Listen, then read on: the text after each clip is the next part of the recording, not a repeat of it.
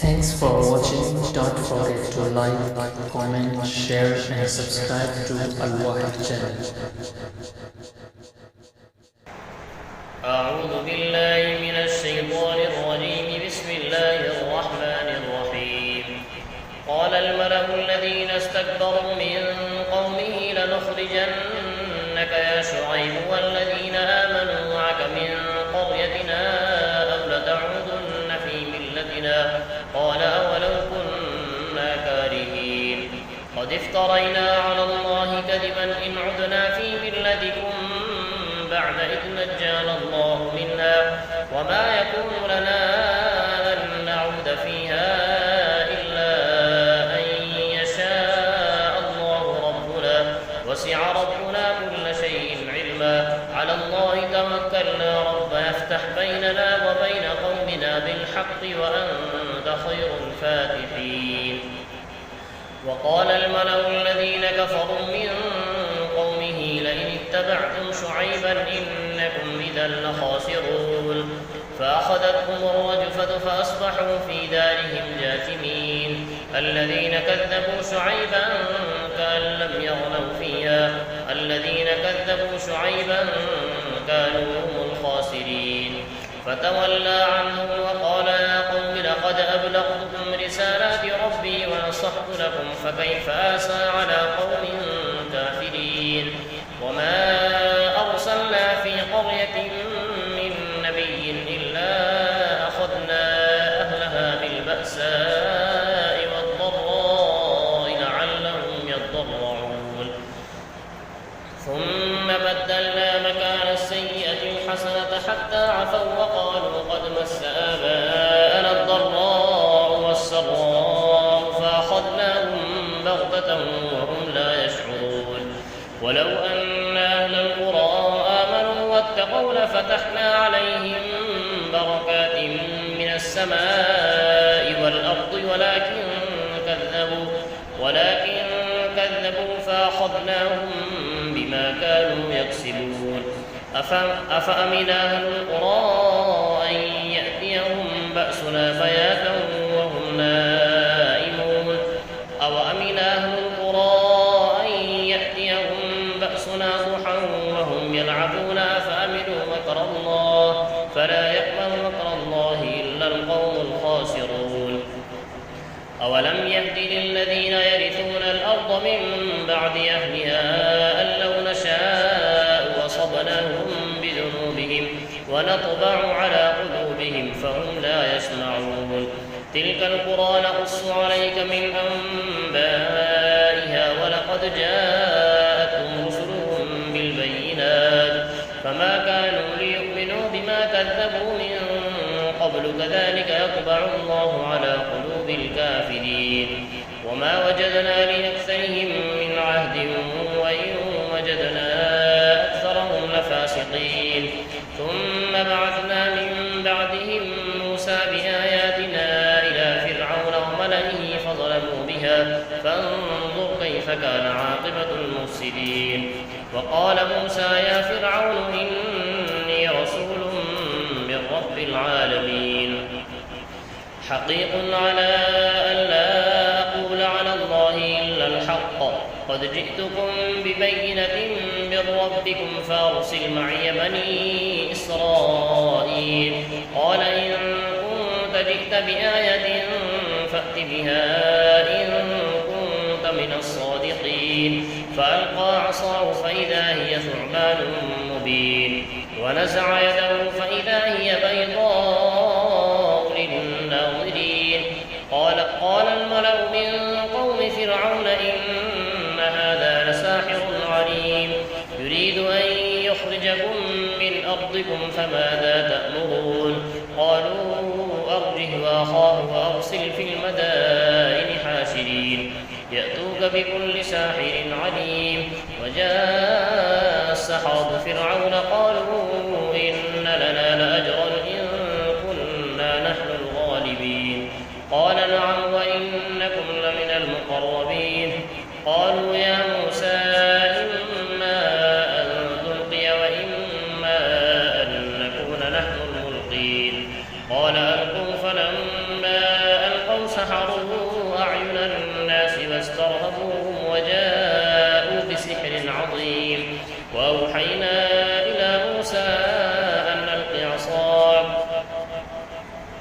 فإذا هي تلقف ما يأفكون فوقع الحق وبطل ما كانوا يعملون فغلبوا هنالك وانقلبوا صاغرين وألقي السحرة ساجدين قالوا آمنا برب العالمين رب موسى وهارون. قال فرعون آمنتم به قبل أن آذن لكم إن هذا لمكر مكرتموه في المدينة لتخرجوا منها أهلها فسوف تعلمون لأقطعن أيديكم وأرجلكم من خلاف ثم لأصلبنكم أجمعين قالوا إنا إلى ربنا منقلبون وما تنقم منا إلا أن آمنا بآيات ربنا لما جاءتنا ربنا أفرغ علينا صبرا وتوفنا مسلمين. وقال الملأ من قوم فرعون أتذر موسى وقومه ليفسدوا في الأرض ويذرك وآلهتك قال سنقتل أبناءهم ونستحيي نساءهم وإنا فوقهم قاهرون. قال موسى لقومه استعينوا بالله واصبروا إن الأرض لله يورثها من يشاء من عباده والعاقبة للمتقين. قالوا أوذينا من قبل أن تأتينا ومن بعد ما جئتنا قال عسى ربكم أن يهلك عدوكم ويستخلفكم في الأرض فينظر كيف تعملون. ولقد أخذنا آل فرعون بالسنين ونقص من الثمرات لعلهم يذكرون. فإذا جاءتهم الحسنة قالوا لنا هذه وإن تصبهم سيئة يطيروا بموسى ومن معه ألا إنما طائرهم عند الله ولكن أكثرهم لا يعلمون. وقالوا مهما تأتنا به من آية لتسحرنا بها فما نحن لك بمؤمنين. فأرسلنا عليهم الطوفان والجراد والقمل والضفادع والدم آيات مفصلات فاستكبروا وكانوا قوما مجرمين. ولما وقع عليهم الرجز قالوا يا موسى ادع لنا ربك بما عهد عندك لئن كشفت عنا الرجس لنؤمنن لك ولنرسلن معك بني إسرائيل. فلما كشفنا عنهم الرجز إلى أجل هم بالغوه إذا هم ينكثون فانتقمنا منهم فأغرقناهم في اليم بأنهم كذبوا بآياتنا وكانوا عنها غافلين.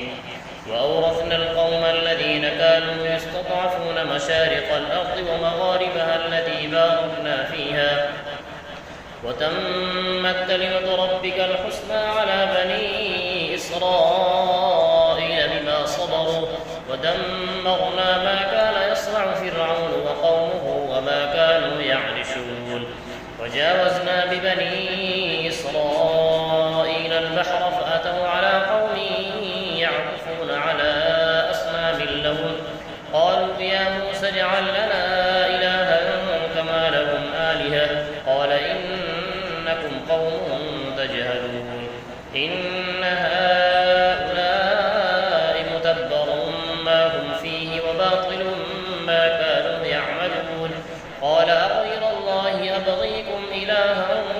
وهو فضلكم على العالمين. وإذ أنجيناكم من آل فرعون يسومونكم سوء العذاب يقتلون أبناءكم ويستحيون نساءكم وفي ذلكم بلاء من ربكم عظيم. وواعدنا موسى 30 ليلة وأتممناها ب10 فتم ميقات ربه 40 ليلة. وقال موسى لأخيه هارون اخلفني في قومي وأصلح ولا تتبع سبيل المفسدين. ولما جاء موسى لميقاتنا وكلمه ربه قال رب أرني أنظر إليك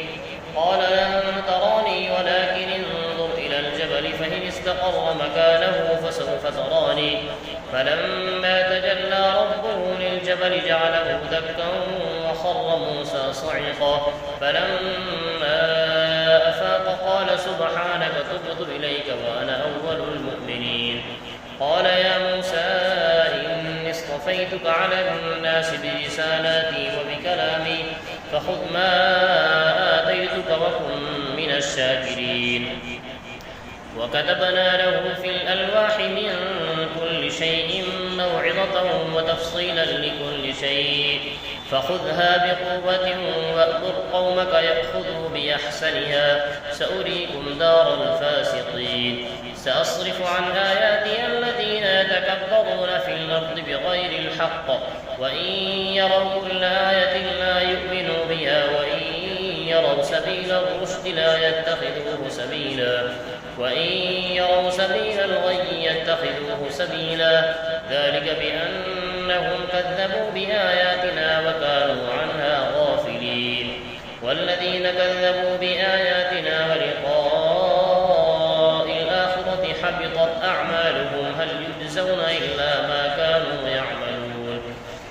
واتخذ قوم موسى من بعده من حليهم عجلا جسدا له خوار ألم يروا أنه لا يكلمهم ولا يهديهم سبيلا اتخذوه وكانوا ظالمين. ولما سقط في أيديهم ورأوا أنهم قد ضلوا قالوا لئن لم يرحمنا ربنا ويغفر لنا لنكونن من الخاسرين. فلما رجع موسى إلى قومه غضبان آسفا قال بئس ما خلفتموني من بعدي فعجلتم أمر ربكم وألقى الألواح وأخذ برأس أخيه يجره إليه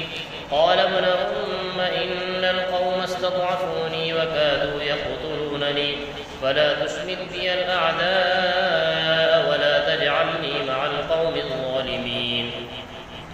قال رب اغفر لي ولأخي وأدخلنا في رحمتك وأنت أرحم الراحمين. إن الذين اتخذوا العجل سينالهم غضب من ربهم وذلة في الحياة الدنيا وكذلك نجزي المفترين. والذين عملوا السيئات ثم تابوا من بعدها وآمنوا إن ربك من بعدها لغفور رحيم. ولما سكت عن موسى الغضب أخذ الألواح وفي نسختها هدى ورحمة للذين هم لربهم يرهبون. واختار موسى قومه 70 رجلا لميقاتنا فلما أخذتهم الرجفة قال رب لو شئت أهلكتهم من قبل وإياي أتهلكنا بما فعل السفهاء منا إن هي إلا فتنتك تضل بها من تشاء وتهدي من تشاء أنت ولينا فاغفر لنا وارحمنا وأنت خير الغافرين. واكتب لنا في هذه الدنيا حسنة وفي الآخرة إنا هدنا إليك قال عذابي أصيب به من أشاء ورحمتي وسعت كل شيء فسأكتبها للذين يتقون ويؤتون الزكاة والذين هم بآياتنا يؤمنون. الذين يتبعون الرسول النبي الأمي الذي يجدونه مكتوبا عندهم في التوراة والإنجيل يأمرهم بالمعروف وينهاهم عن المنكر ويحل لهم الطيبات ويحرم عليهم الخبائث ويضع عنهم إصرهم والأغلال التي كانت عليهم. فالذين آمنوا به وعزروه ونصروه واتبعوا النور الذي أنزل معه أولئك هم المفلحون. قل يا أيها الناس إني رسول الله إليكم جميعا الذي له ملك السماوات والأرض لا إله إلا هو يحيي ويميت فآمنوا بالله ورسوله النبي الأمي الذي يؤمن بالله وكلماته واتبعوه لعلكم تهتدون. ومن قوم موسى وبه يعدلون وقطعناهم 12 أسباطا أمما وأوحينا إلى موسى إذ استسقاه قومه أن اضرب بعصاك الحجر فانبجست منه 12 عينا قد علم كل أناس مشربهم وظللنا عليهم الغمام وأنزلنا عليهم المن والسلوى كلوا من طيبات ما رزقناكم وما ظلمونا ولكن كانوا أنفسهم يظلمون وإذ قيل لهم اسكنوا هذه القرية وكلوا منها حيث شئتم وقولوا حطة وادخلوا الباب سجدا نغفر لكم خطيئاتكم سنزيد المحسنين فبدل الذين ظلموا منهم قولا غير الذي قيل لهم فأرسلنا عليهم رجزا من السماء بما كانوا يظلمون واسألهم عن القرية التي كانت حاضرة البحر إذ يعدون في السبت إذ تأتيهم حيتانهم يوم سبتهم شرعا ويوم لا يسبتون لا تأتيهم كذلك نبلوهم بما كانوا يفسقون وإذ قالت أمة منهم لم تعظون قوما الله مهلكهم أو معذبهم عذابا شديدا قالوا معذرة إلى ربكم ولعلهم يتقون فلما نسوا ما ذكروا به أنجينا الذين ينهون عن السوء وأخذنا الذين ظلموا بعذاب بئيس بما كانوا يفسقون فلما عتوا عما نهوا عنه قلنا لهم كونوا قردة خاسئين وإذ تأذن ربك ليبعثن عليهم إلى يوم القيامة من يسومهم سوء العذاب إن ربك لسريع العقاب وإنه لغفور رحيم وقطعناهم في الأرض أمما منهم الصالحون ومنهم دون ذلك وبلوناهم بالحسنات والسيئات لعلهم يرجعون فخلف من بعدهم خلف ورثوا الكتاب يأخذون عرض هذا الأدنى ويقولون سيغفر لنا وإن يأتهم عرض مثله يأخذوه ألم يؤخذ عليهم ميثاق الكتاب ألا يقولوا على الله إلا الحق ودرسوا ما فيه والدار الآخرة خير للذين يتقون أفلا تعقلون والذين يمسكون بالكتاب وأقاموا الصلاة إنا لا نضيع أجر المصلحين وإذ نتقنا الجبل فوقهم كأنه ظلة وظنوا أنه واقع بهم خذوا ما آتيناكم بقوة واذكروا ما فيه لعلكم تتقون وإذ أخذ ربك من بني آدم من ظهورهم ذريتهم وأشهدهم على أنفسهم ألست بربكم قالوا بلى شهدنا أن تقولوا يوم القيامة إنا كنا عن هذا غافلين أو تقولوا إنما أشرك آباؤنا من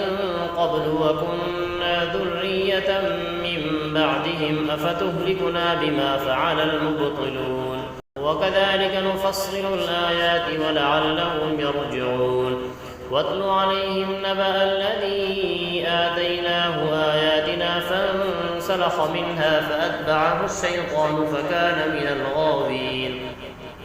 ولو شئنا لرفعناه بها ولكنه أخلد إلى الأرض واتبع هواه فمثله كمثل الكلب إن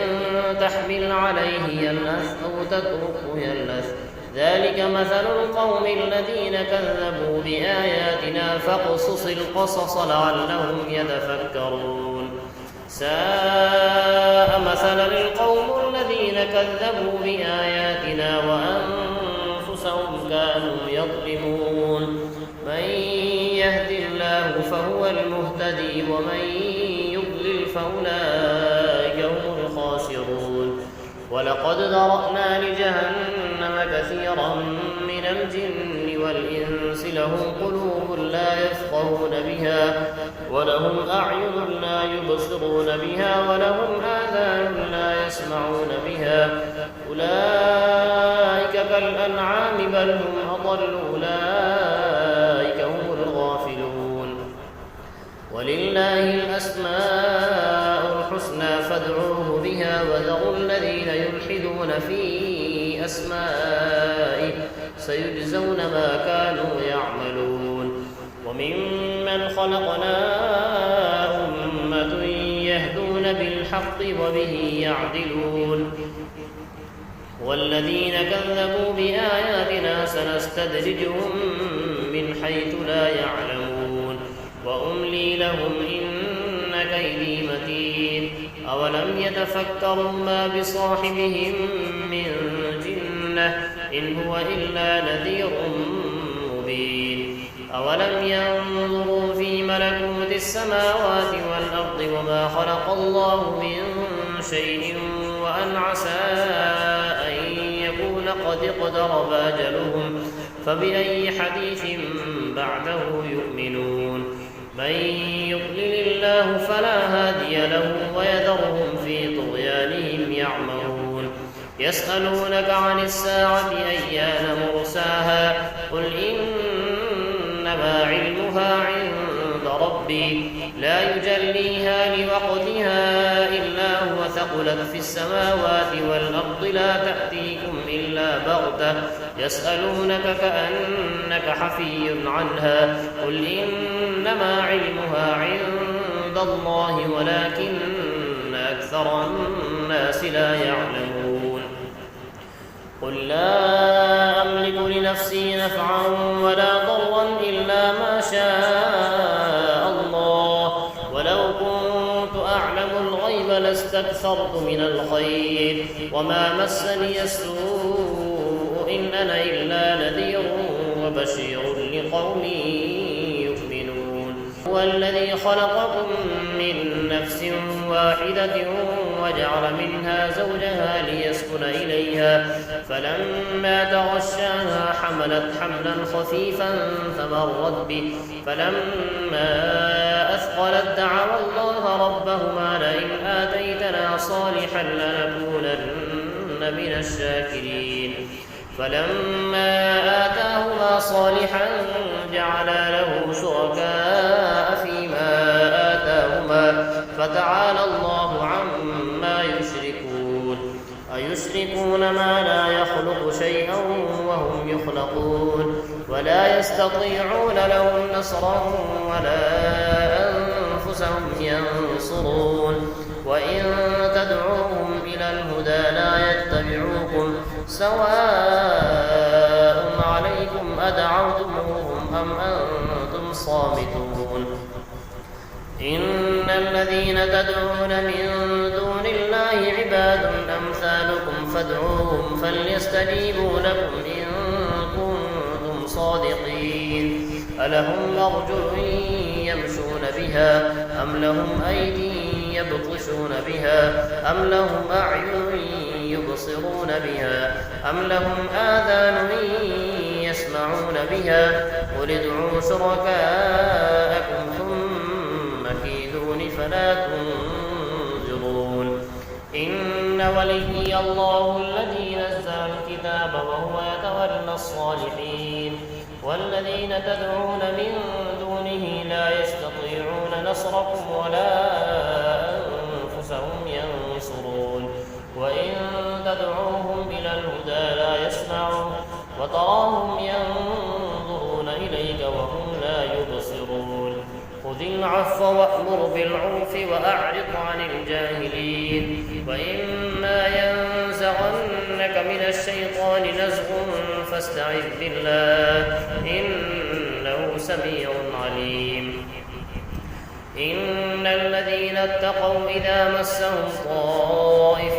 من الشيطان تذكروا فإذا هم مبصرون وإخوانهم يمدونهم في الغي ثم لا يقصرون وإذا لم تأتهم بآية قالوا لولا لاجتبيتها قل إنما أتبع ما يوحى إلي من ربي هذا بصائر من ربكم وهدى ورحمة لقوم يؤمنون وإذا قرئ القرآن فاستمعوا له وأنصتوا لعلكم ترحمون واذكر ربك في نفسك تضرعا وخيفة ودون الجهر من القول بالغدو والآصال ولا تكن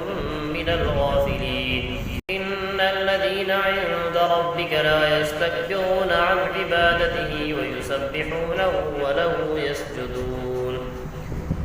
بسم الله الرحمن الرحيم يسألونك عن الأنفال قل الأنفال لله والرسول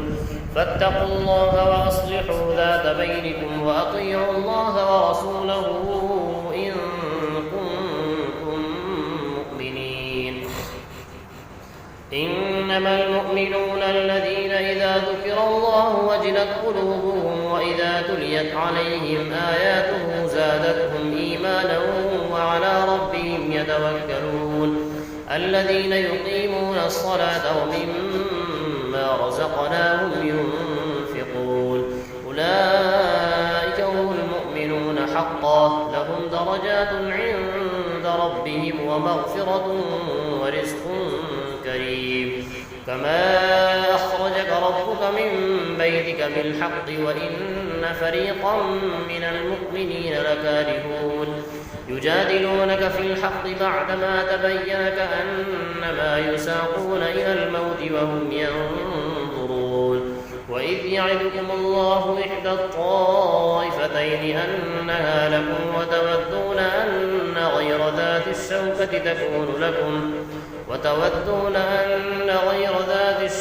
تكون لكم ويريد الله أن يحق الحق بكلماته ويقطع دابر الكافرين ليحق الحق ويبطل الباطل ولو كره المجرمون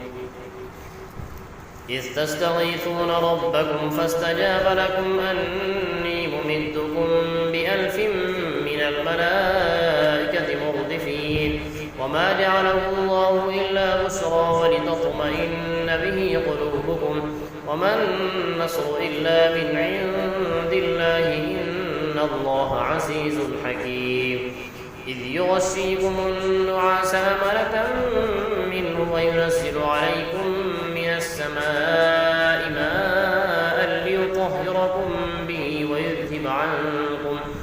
ويذهب عنكم رجز الشيطان وليربط على قلوبكم ويثبت به الأقدام إذ يوحي ربك إلى الملائكة أني معكم فثبتوا الذين آمنوا سألقي في قلوب الذين كفروا الرعب فاضربوا فوق الأعناق واضربوا منهم كل بنان ذلك بأنهم شاقوا الله ورسوله ومن يشاقق الله ورسوله فإن الله شديد العقاب ذلكم فذوقوه وأن للكافرين عذاب النار يا أيها الذين آمنوا إذا لقيتم الذين كفروا زحفا فلا تولوه الأدبار ومن يولهم يومئذ دبره إلا متحرفا لقتال أو متحيزا إلى فئة فقد باء بغضب من الله ومأواه جهنم وبئس المصير فلم تقتلوهم ولكن الله قتلهم وما رميت إذ رميت ولكن الله رمى وليبلي المؤمنين منه بلاء حسنا إن الله سميع عليم ذلكم وأن الله موهن كيد الكافرين إن تستفتحوا فقد جاءكم الفتح وإن تنتهوا فهو خير لكم وإن تعودوا نعد ولن تغني عنكم فئتكم شيئا ولو كثرت وأن الله مع المؤمنين يا أيها الذين آمنوا أطيعوا الله ورسوله ولا تولوا عنه وأنتم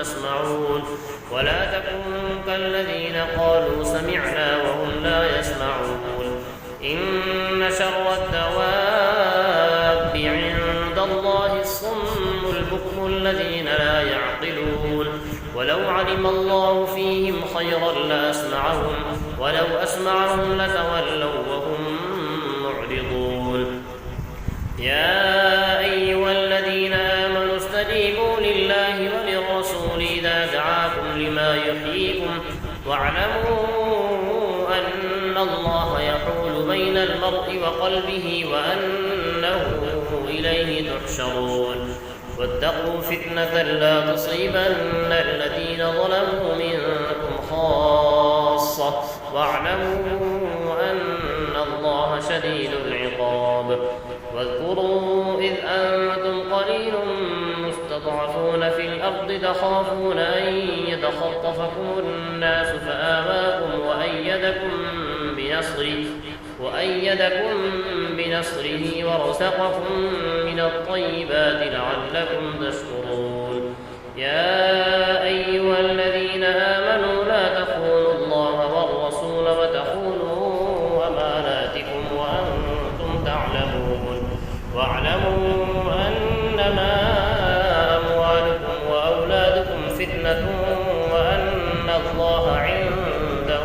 أجر عظيم يا أيها الذين آمنوا إن تتقوا الله يجعل لكم فرقانا ويكفر عنكم سيئاتكم ويغفر لكم والله ذو الفضل العظيم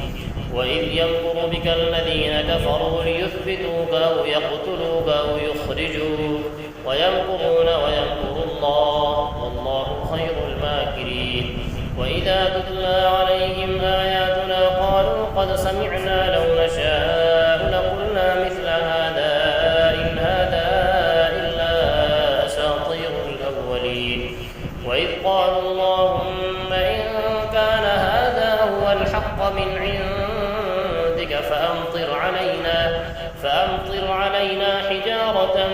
من السماء يغيثنا بعذاب أليم وما كان الله ليعذبهم وأنت فيهم وما كان الله معذبهم وهم يستغفرون وما لهم ألا يعذبهم الله وهم يصدون عن المسجد الحرام وما كانوا أولياءه إن أولياءه إلا المتقون ولكن أكثرهم لا يعلمون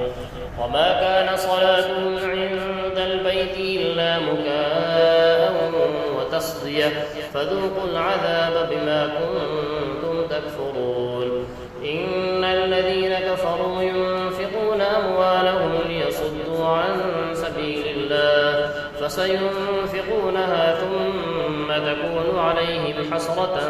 ثم يغلبون والذين كفروا إلى جهنم يحشرون ليميز الله الخبيث من الطيب ويجعل الخبيث بعضه على بعض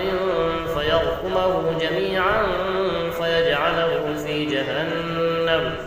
أولئك هم الخاسرون قل للذين كفروا إن ينتهوا يغفر لهم ما قد سلف وإن يعودوا فقد مضت سنة الأولين وقاتلوهم حتى لا تكون فتنة ويكون الدين كله لله فإن انتهوا فإن الله بما يعملون بصير وإن تولوا فاعلموا أن الله مولاكم نعم المولى ونعم النصير صدق الله العظيم.